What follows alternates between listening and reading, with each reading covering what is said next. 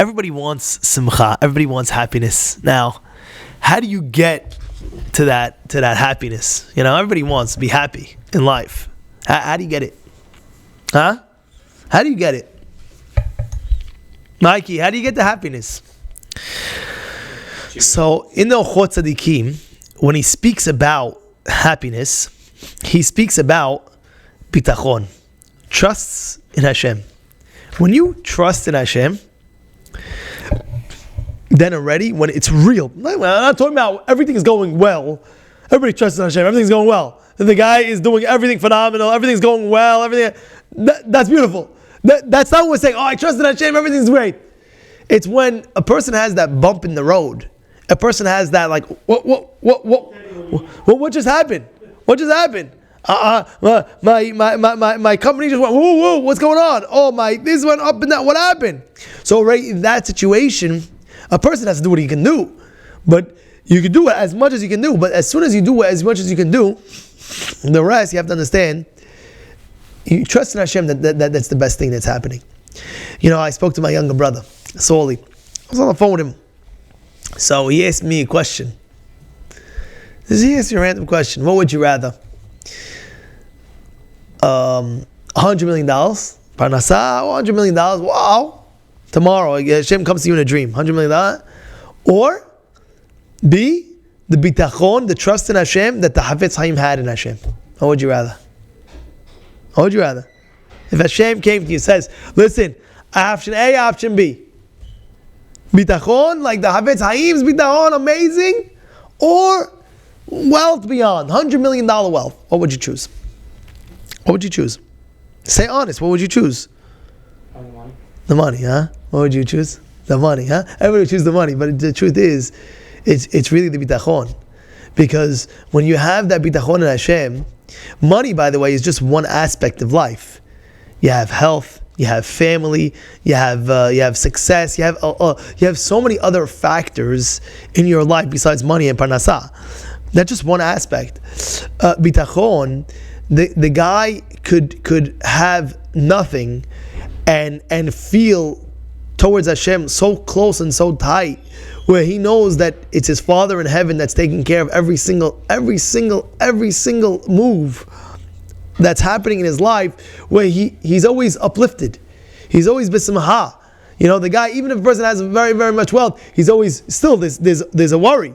How's his investments doing? What do you think, the money is just in the bank? No, it's investments. Invest here, invest there, invest there. How my investment? This, that. I remember one time I was with the rabbi, and in the middle of the conversation, one guy comes, very wealthy guy comes, the rabbi, I have to speak to you. What happened?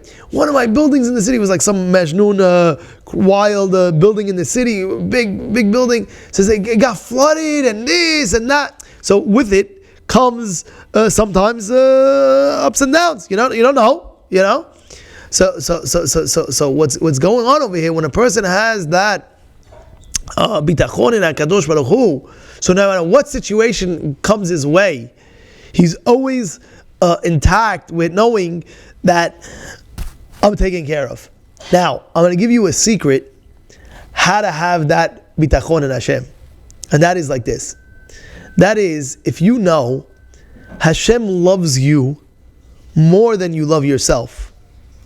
You love yourself. Everybody loves themselves. I love myself. You love yourself. Everybody loves themselves. And if you don't, there's a problem, by the way.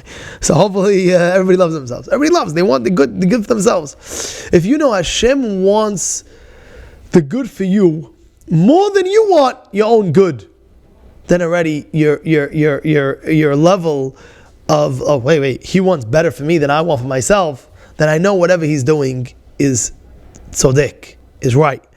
And if you look in the Orchot Tzadikim, he speaks about b'midat hasimcha, in the character trait of happiness. Teluya is the mitzvat aseh. The mitzvah that he writes is a mitzvah from the Torah, sheyatzdik kol me'orotav, which means that he has to find how Hashem is running it well, 100%, no matter what, even in a situation where it doesn't look right. Why is this happening? You have to know 100% that HaKadosh Baruch Hu knows what he's doing 100,000,000%, and this is the best thing that could ever happen to him. This is a mitzvah aseh from the Torah. And he quotes a pasuk. Shnei Emar, like the pasuk says, he writes, Veyadata im levavecha. This is a pasuk. It says, know in your heart. Ki kayash. This is in Sefer Devarim, Perik Het, pasuk Hey. Veyadata im levavecha. Know in your heart. Ki kayasher yaser ish et beno. Just like a father directs his child. Sometimes the father, if he's running in the street, the boy is running in the street, and the father wants the best for his son. Come over here. You're running in the street? Give me a hand. Patch. All right. Next time, you're never going to go in the street again. Now the next time, he's running the street. Don't go. You're going to get a pot. Oh, okay. He knows. Stop. Because the person knows that his father is just trying to veer him off on the right way. Same thing Hashem Elokecha meYesareka. Same thing Hashem is trying to do, veer you on the right way. That's what he's doing. I'll tell you a story. I know this firsthand. A guy was not giving maaser. He wasn't giving 10% of his money. And it passed a year, and he came to me and he tells me like this. He says, Rabbi, I did my calculation, and he said I lost this amount of money in an investment. I lost all this money, and it was a nice amount of money. I said, think. You don't just lose. I'm saying, think. What happened? What's the midah kenei midah?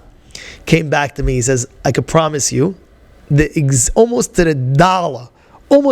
Maybe it was like $5 off, maybe a few dollars off. Almost to the dollar. The amount of money that he made that past year, he didn't give maaser. He didn't give 10% of his money, and that year where he didn't give the maaser, because sometimes that year he lost that exact amount, the 10% that he was supposed to give to charity. He lost that. You understand what's going on? He lost that amount of money, and he said this year when he made the profits, he looked over the profits. He said this year he's making sure that he's giving that 10% to the charity. Yeah. So now he says, oh, he lost money. He lost. But that, in a way, Hashem is directing it. Now he looks and he says, oh, now I'm going to give charity. So in a way, that woke him up to give that tzedakah. And now when he's giving it, he doesn't feel bad at all. He knows that, listen, this is what's going on. Hashem gave me the money. I have to give 10% to charity. That's tzedakah, even 20%. To be honest, he was giving 20%. Now he's giving 20% of his tzedakah. And he feels very good about it. He says, because I saw the heshbon. I saw last year he lost exactly the amount. It couldn't make sense. It doesn't make sense. He says the investment that I did was a perfect investment. I don't understand what happened. How did this happen? How did that happen? It's one way. He looked at heshbon.